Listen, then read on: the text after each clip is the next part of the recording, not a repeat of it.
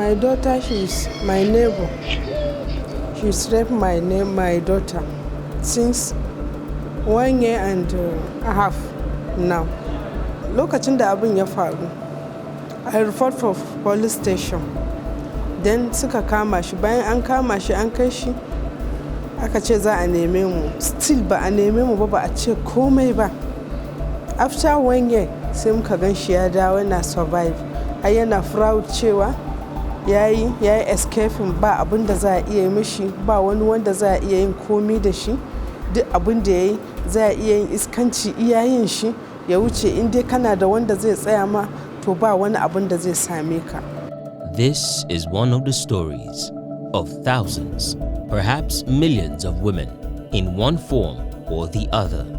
According to a 2013 UN report, 3 out of 10 girls would have experienced gender-based violence by the age of 15. This number has skyrocketed by 56% in the different parts of Nigeria during the COVID-19 pandemic, according to a UN brief in May 2020.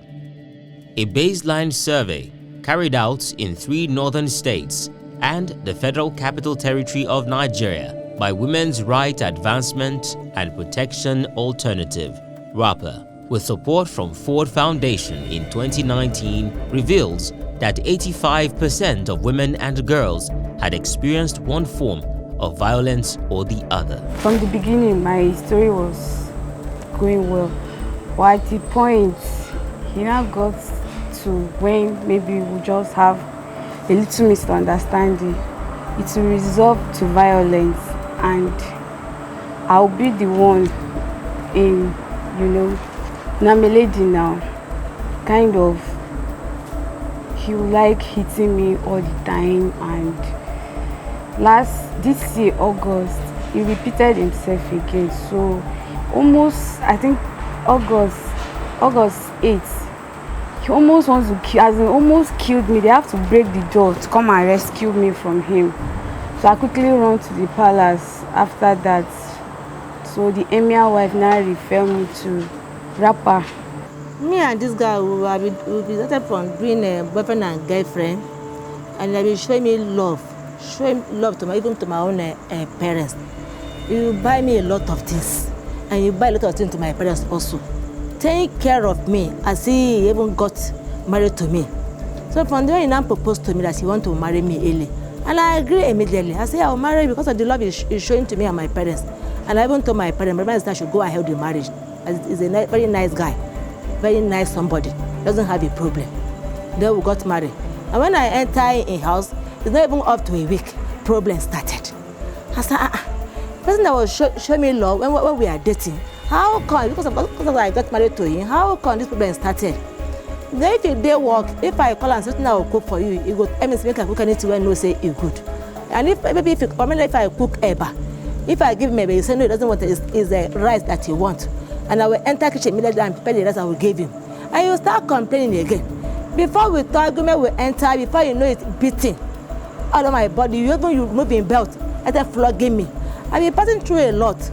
After of this beating, sometimes he even beat me. He's one that even rushed me to hospital. They even treat me in the hospital. They even asking that what happened to me. He even denied to the doctor and the nurse that I enter Canada, I fall. So he denied to them.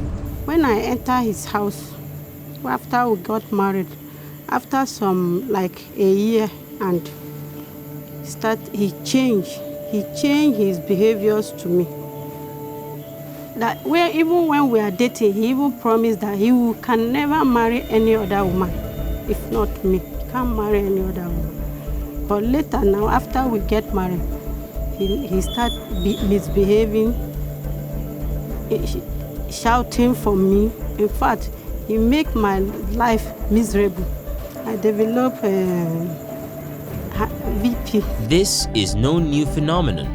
It is an old and ongoing practice that has not changed even with the level of enlightenment experienced in the last decades and the passing of certain bills and strengthening of existing ones, such as the Violence Against Persons Prohibition Act. However, there are still gaps compounded by weak enforcement. Such is the systemic disadvantage faced by women and girls. When I experience this violence, I can't even stand for myself. But when WRAPA come, they stand for me and told me I can do it. They tell me many things that I can do. I can achieve many things and about my education. Muna fuskanta damoyi na gidan aure da yawa. So muna hankuri da shi.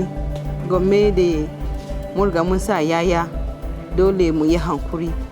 WRAPA, Women's Rights Advancement and Protection Alternative, an organization that promotes social justice for women and girls, has been pivotal in creating awareness and canvassing for greater support on matters relating to violence against women and girls through the Violence Against Women and Girls Accountability Project, which supports faith and culture leaders to extract accountability from violence against women and girls perpetrators.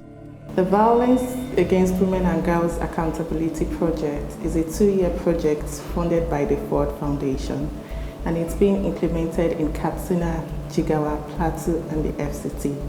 The essence of this project is to first work with leaders of faith and culture to support them in demanding accountability for violence against women and girls from perpetrators. 2, to work with women advocates to build their capacity so that they are able to demand and support also the leaders of faith and culture and other gatekeepers on their rights and all forms of violence against them. Thirdly, to support survivors, to help them build their voice, to help them to speak out more on issues of violence as it affects them across the project state. At the beginning of the project, WRAPA carried out a research, and the findings of the research indicated a huge percentage of various forms of violence against women and girls, including rape, spousal violence, domestic violence, sexual harassment, all of those forms of violence against women and girls. And it showed a very high percentage. Even in our everyday lives, once you wake up in the morning, you're hearing there's a rape here, there's this domestic violence going on here, and all of that.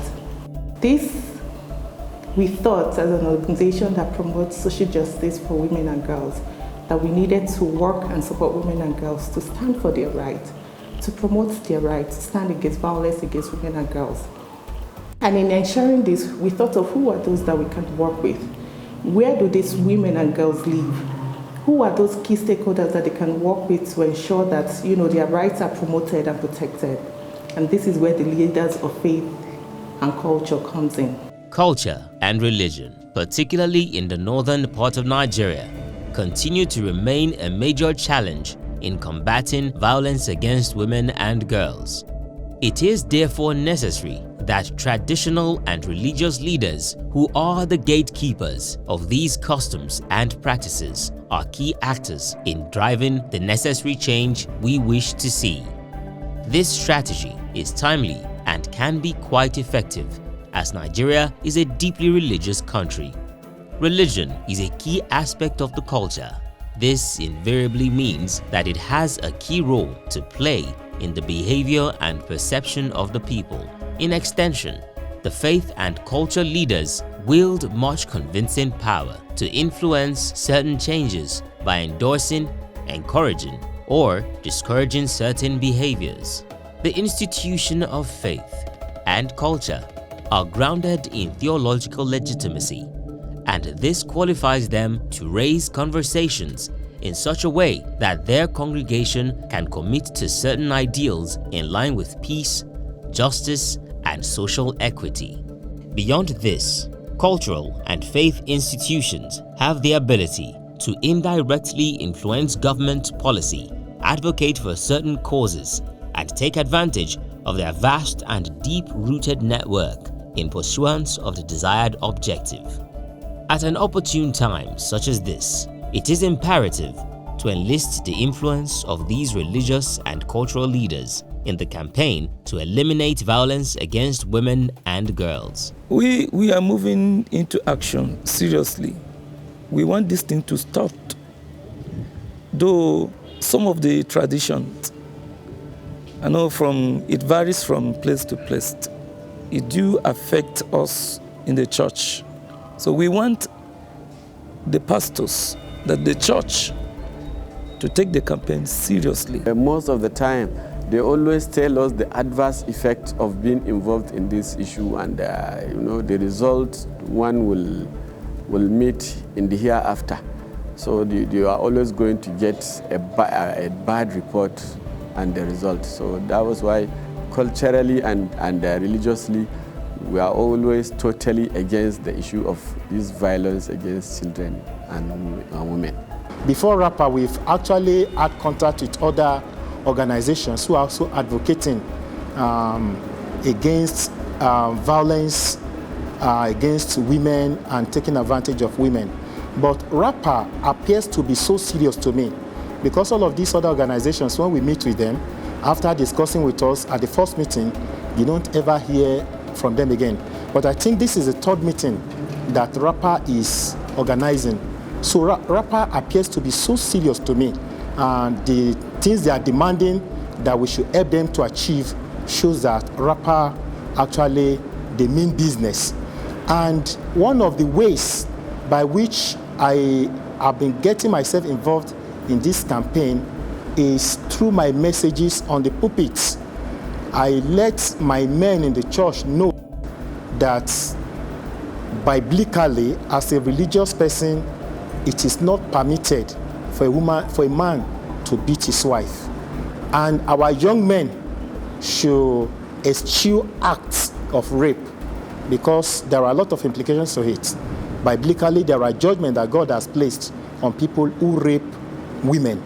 And in the Constitution, it is a criminal offense. And I think even right now, because of how rampant this thing is becoming, government is really taking a lot of stringent measures against anybody that is caught raping a woman. Because of this, I sensitize my young men, and let me say the male folk in the church, to let them know that they should never be caught in cases of rape and domestic violence. I preach against it. Knowing this, awareness and sensitization engagement, capacity building workshops, trainings and advocacy engagements were organized by WRAPA, which was designed for the religious and cultural leaders, survivors of violence against women and girls, women of resilience, state actors, and women advocates and other gatekeepers. In society, we have different accounting levels of responsibilities, or rather levels of responsibility for accountability. And Nigeria being what it is, or Africa as a whole, we are a very traditional and religious setup. The religious and traditional leaders have an authority over a lot of people who they can speak to, who they can direct, and who they can guide, and in times who they can also hold accountable, either through direct or indirect punitive or corrective measures. They have a good following because they are either cultural leaders who people are, are following, who have a followership of citizens, a large followership. I'm sure if you look back to your own community, you'll see multiple levels of leadership. Now, there are social leaders and there are religious leaders. There's also the clear religious leadership that imams, clergies, pastors, bishops have because of the position that they have. People have a tendency to listen to them. People go to them for prayers. People go to them for solutions to problems. And in effect, why we have involved leaders of faith and culture in the project we're handling, supported by Ford Foundation, is because we believe they control a critical mass of people who come to them in church. You go to the church as a family. In the mosque, you go to the mosque as a family head. And maybe because we have a shift now, women go to the mosque also. The leaders of families are in the mosque and in the churches. And so, if there is any role to be played in terms of sensitizing, prohibiting, and also ensuring that people are held accountable for their actions. It could easily start from the church or the mosque without us initially even resorting to things like the court or the arbitration that you will have between families. So for us, there are three fundamental reasons why we have involved faith and culture leaders. One is the authority they exercise over communities of either faith or culture. Two is the critical mass of people under their control, which means if a pastor or an imam supports the campaign for accountability against violence against women and girls, it means it will resonate with quite a number of people. And thirdly, we believe also the fact that they have the authority to also demand and enforce accountability. So for us, those three reasons are very, very important. The participants of these series of activities had the opportunity to know their rights, learn the importance of being empowered, resilient, and voicing out on any form of violence against their well-being. The faith and cultural leaders also had their capacity built on identifying violence against women and girls at the community level and how to extract accountability from perpetrators as well as referral where or when necessary. How they can take advantage of available networks and resources that have been made available, and steps to creating safe spaces for violence against women and girl survivors were learned. I've learned a lot from WRAPA, and it has affected me positively. I can speak out on behalf of those who are being violated against. I can stand up, talk, and I will be heard, and I can enlighten other women to stand up for their rights and speak up so that the violence against women and girl child can be reduced to a minimal level. Most of the time, more especially in our area, all those kind of violence, if they occur, they used to say that we have to take it as a silent. We can't go far about it, so that the woman that have been accused or has been or raped or something like that, if we go out and be telling in everywhere, so that is she's been anasangomanta.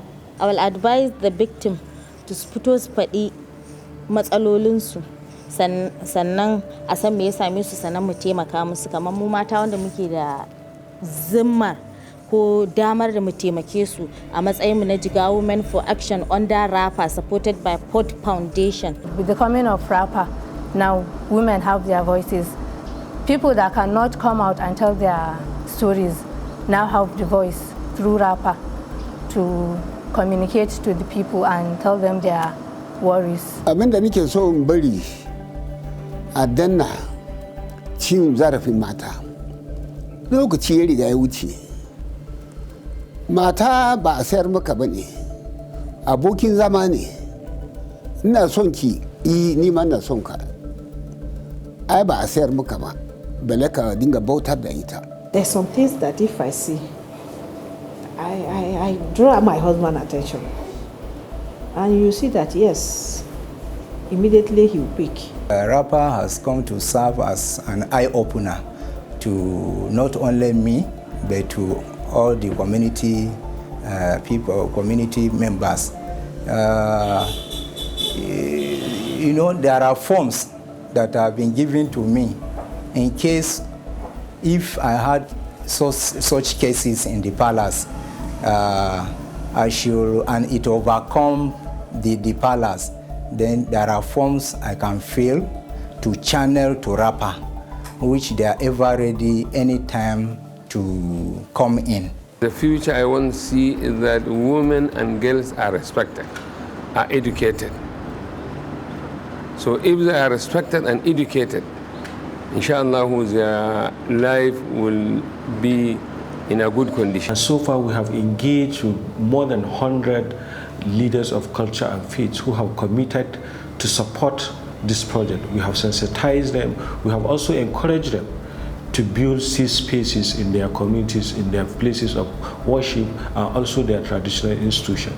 These are some of these are the remarkable achievements so far we have seen and witnessed in this project. Violence against women and girls is violence against our own future. Every soul ought to speak against the discriminating treatment of another, be it man or woman, and especially women. We could build an equitable and resilient society where gender imbalance has been overcome through mutually reinforcing roles and relationships for the good of all. It is time to move from rhetoric to action.